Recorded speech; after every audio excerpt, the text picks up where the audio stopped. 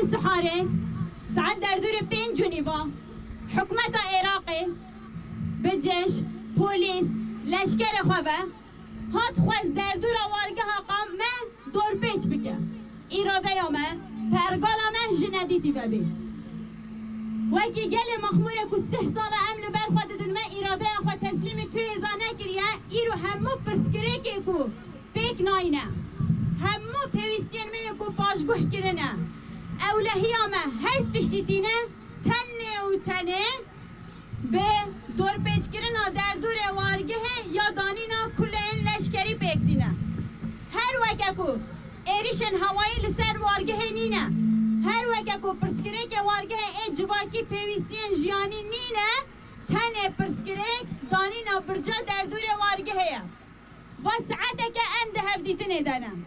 دوی هفدیتنه ده به اصرار دویجن ام در دور وارگه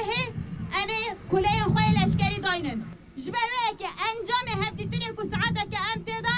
ام لبر هفدیدن به تو شوایی دویجن ام گاف پاجه ناویجن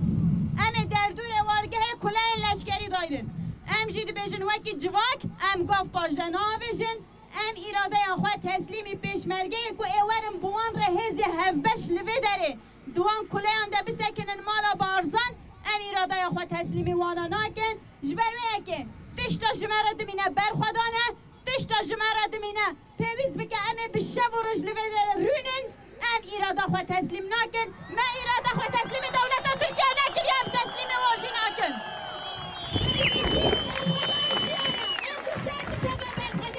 شانگار بسر کرد روزاما بسر کرد اما خمورجی بسر کرد 6 ساله مینا خبر بگوید